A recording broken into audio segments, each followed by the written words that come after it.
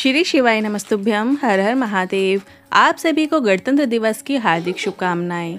महाराष्ट्र राज्य के धुले जिले के साकरी में फौजी पेट्रोल पंप के सामने नेशनल हाईवे के पास गुरुजी पंडित प्रदीप मिश्रा जी के द्वारा श्री शिव महाप्राण कथा शुरू हो गई है।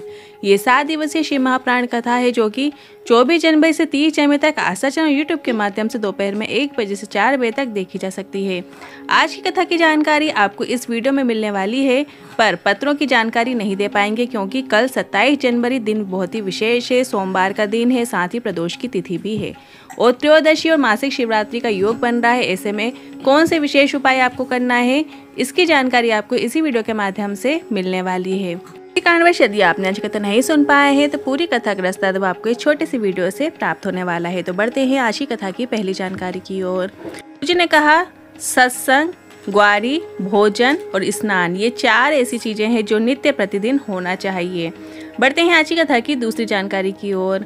जी ने कहा, तुम्हारी कमाई बढ़ रही है, धन आ रहा है। घर में कमाई का धन आए मना नहीं है, बस कमाई के साथ धन के साथ घर में अहंकार नहीं आना चाहिए। बढ़ते हैं आज की कथा की तीसरी जानकारी की ओर। एक बात तो सच है, ससुराल का अभिमान दामाद तोड़ देता है, दामाद का अभिमान ससुराल तोड़ देता है। बढ़ते हैं आज की कथा की चौथी जानकारी की ओर। दुनिया के लोगों को लगता है, गुरुजी ने कहा, कि कुबेरेश्वर धाम क्यों जाएं?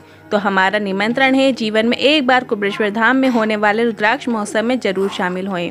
गुरुजी ने कहा, अपने ओढ़ने का और अपने बिछोने का साथ लेकर जरूर आइए, एक छाता भी लेकर आओ और कुबेरेश्वर धाम की कंकर शंकर की धरा में कहीं पर भी बैठकर भगवान की भक्ति करो। बाबा खाली हाथ नहीं भेजेगा, ये निश्चितता है। बढ़ते हैं आज की कथा की 5वीं जानकारी की ओर। 27 जनवरी को विशेष योग बन रहा है। 27 जनवरी को सोमवार का दिन भी है, प्रदोष का दिन भी है और मासिक शिवरात्रि का दिन भी है। तो इस दिन किया जाने वाला एक महा उपाय हम लेकर आए हैं। अगर आपको लगे आपका बेटा या आपकी बहू या आपकी बेटी या आपका बेटा कोई भी नौकरी या एग्जाम की तैयारी कर रहे हैं तो उन्हें अच्छे से पूरी मेहनत करने को कहिए। और अगर घर का कोई एक सदस्य भी बेलपत्र के वृक्ष के नीचे सफाई कर देता है, झाड़ू लगा देता है और एक पार्थिव शिवलिंग का निर्माण करके उसका पूजन कर देता है, मतलब आपको बेलपत्र के वृक्ष के नीचे जाना है, वहाँ पे सफाई करना है, झाड़ू लगाना है, थोड़ी आसपास की जो भी चीज़ें पड़ी होती हैं उन्हें एक साइड कर देना है, साफ़ कर देना है। और इसके बाद साफ़ की गई जगह पे आपको बेलपत्र के वृक्ष के नीचे पार्थिव शिवलिंग का निर्माण करना है और निर्माण करके आपको पूजन करना है, मतलब जल चढ़ा देना है, फल का दाना अर्पित कर सकते हैं, एक दिया लगा सकते हैं। और इसके बाद गुरुजी का बताया ये उपाय आपको करना है। 5 बेलपत्र आपको लेना है। 5 बेलपत्र आप ऐसे लीजिए जो कहीं से भी खंडित ना हो। उन 5 बेलपत्रों को अपनी कामना कर लेना है कि मेरे घर में इस सदस्य की नौकरी लग जाए, तो इसका फल मिलता ज़रूर है। अब आप ये विशेष उपाय किसी भी सोमवार, अष्टमी या मासिक शिवरात्रि या सोमवार या प्रदोष के दिन भी कर सकते हैं। और 27 जनवरी को तीनों चीज़ पड़ रही हैं, सोमवार भी है, प्रदोष भी है और मासिक शिवरात्रि भी। तो इस दिन आप इस विशेष उपाय को ज़रूर करके देखिएगा। आपको पूरी मेहनत करना है, जिसके लिए भी आप ये उपाय कर रहे हैं, बेटा, बहू या फिर बेटी के लिए नौकरी एग्जाम की तैयारी कर रहे हैं जो लोग, उनसे मेहनत तो पूरी करने को कहिएगा। और अगर घर का कोई भी सदस्य बेलपत्र के वृक्ष के नीचे सफाई कर देता है, झाड़ू लगा देता है और एक पार्थिव शिवलिंग का निर्माण करके पूजन कर देता है और इसके बाद 5 बेलपत्र की कामना करते हुए अर्पित कर देना है, बस आपको इतना ही करना है। आप ये विशेष उपाय सुबह के समय कल कर सकते हैं या आप प्रदोष काल के समय भी 27 जनवरी के दिन कर सकते हैं। करते हैं अगली 6वीं जानकारी की ओर। गुरुजी का बताया विशेष उपाय है। बहुत तकलीफ है, दुख की जिंदगी चल रही है, घर में बहू, बेटे, बेटी सब प्रयास कर रहे हैं कि नौकरी लग जाए पर आगे बढ़ नहीं पा रहे हैं। तो शिव महाप्राण की कथा कहती है, एक प्रयास जरूर करके देखिएगा। इस उपाय में आपको एक बेलपत्र की आवश्यकता होगी, 7 दाने चावल के लेना है और पीला चंदन लेना है। सबसे पहले आपको बेलपत्र की बीज वाली पत्ती में 7 चावल के दाने रख देना है और इसके बाद आपको पीले चंदन को घिसकर प्राप्त करना है और उसकी गोली बना लेना है और गोल लिंगनुमा आकृति बनाने के बाद उसे आपको बेलपत्र की बीज वाली पत्ती में रख देना है, मतलब जो गोली बना लेना। या आप जो घिसा घिसाया जो चंदन आता है, मतलब पाउडर रूप में भी आता है पीला चंदन, उसको भी आप गोल करके गोली बना सकते हैं। इसके बाद घर के अंदर ही बेलपत्र को आप एक प्लेट में रख लीजिएगा और उसकी आपको पूजन करनी है, मतलब जो आपने लिंगनुमा आकृति बनाई है उसकी आपको पूजा कर लेना है। छोटे रूप में आप पूजा कर सकते हैं। पूजन करने के लिए आप मौली, चावल, हल्दी का उपयोग कर सकते हैं, मतलब थोड़ा थोड़ा आप अर्पित कर सकते हैं। अबीर, गुलाल भी अर्पित कर सकते हैं और दिए की आपको आरती कर लेना है, मतलब एक दिया प्रज्वलित करना है और एक दिए की आपको आरती कर लेना है। इसके बाद बेलपत्र को आपको भोलेनाथ के मंदिर में ले जाकर शिवलिंग में जहां माता अशोक सुंदरी का स्थान है, माता अशोक सुंदरी के स्थान पर आपको अर्पित कर देना है। अब इस उपाय के अंतर्गत आपको सीधी बेलपत्र को ही माता अशोक सुंदरी के स्थान पर अर्पित करना है। आपको उल्टी करके आपको नहीं अर्पित करना है, आपको सिर्फ और सिर्फ आपको सीधी ही बेलपत्र अर्पित करना है, क्योंकि अगर आप पलट के अर्पित करेंगे तो आपने जो जो सामग्री घर पे पूजा की है वो नीचे गिर जाएगी। इसलिए गुरुजी ने कहा है कि उपाय इसी तरीके से करने को बताया है कि सीधी बेलपत्र को शिवलिंग में माता अशोक सुंदरी के स्थान पर अर्पित कर देना है और बेलपत्र की जो डंडी है वो जलाधारी की ओर करते हुए अर्पित करना है और 2 घी के दीपक प्रज्वलित कर देना है। पर मेहनत करना नहीं छोड़ना है, 4 गुना मेहनत करना है। दोनों दीपक लंबी बाती के नहीं होंगे, ना ही गोल बाती के होंगे। एक गोल बाती और एक लंबी बाती का दीपक आपको लगा देना है। एक गोल बाती का दीपक लगाइएगा और एक लंबी बाती का आपको दीपक लगाना है।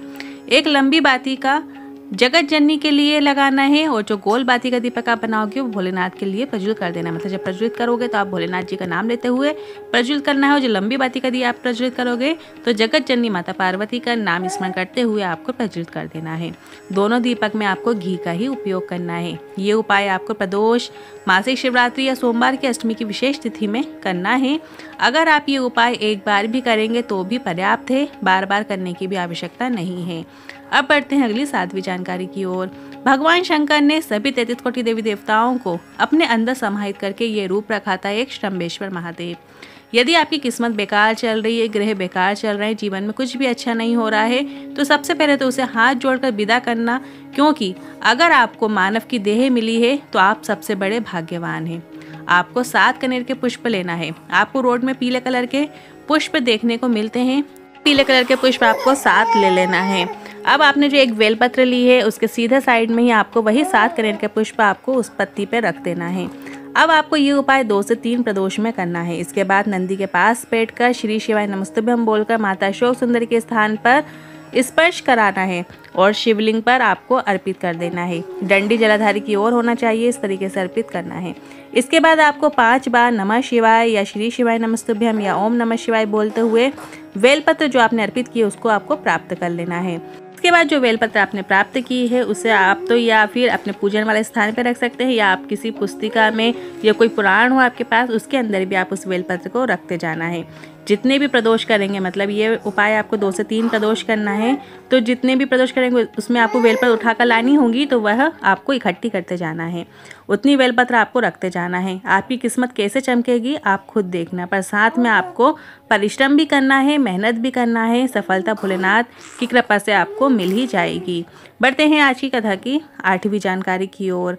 1 फरवरी से 7 फरवरी गुरुजी की जो शिव महापुराण कथा है वो कुपपुर कांकेर छत्तीसगढ़ में होगी और इसके बाद 10 फरवरी से 16 फरवरी प्रयागराज सेक्टर नंबर 21 पीपा पुल नंबर 1 सतुआ बाबा शिविर में होगी। त्रिवेणी शिव महापुराण कथा होगी और इसके बाद 17 फरवरी से 23 फरवरी तारा बाबा की कुटिया सिरसा हरियाणा में शिव महापुराण कथा होगी और इसके बाद 25 फरवरी से 3 मार्च को बृहस्पति धाम सीहोर में शिव महापुराण कथा होने जा रही है। साथ ही रुद्राक्ष महोत्सव भी होने वाला है। महोत्सव महाशिवरात्रि के महापर्व पे मनाया जाता है। उसी समय रुद्राक्ष को अभिमंत्रित किया जाता है और वही रुद्राक्ष हमें वर्ष भर बांटे जाते हैं। तो ऐसे में आप ज़रूर कुबरेश्वर धाम में पधारिएगा, कथा का भी श्रवण कीजिएगा, रुद्राक्ष महोत्सव जो होगा उसका भी आप दर्शन कर सकते हैं। आज के उपायों से जुड़े मन में कोई सवाल या क्वेश्चन है तो आप कमेंट के जरिए पूछ सकते हैं। वीडियो थोड़ा भी उपयोगी लगा हो तो वीडियो को लाइक करके कमेंट बॉक्स में हर हर महादेव ज़रूर टाइप कीजिएगा। साथ ही हमने एक व्हाट्सएप चैनल बनाया है जिसकी लिंक हमने कमेंट बॉक्स में पिन कर दी है। आप उस लिंक पर टच करके हमारे व्हाट्सएप चैनल को ज्वाइन कर सकते हैं जिसमें रोजाना की विशेष तिथियों की जानकारी आपको प्राप्त होती है जो कि एकदम फ्री है। हर हर महादेव, श्री शिवाय नमस्तुभ्यम।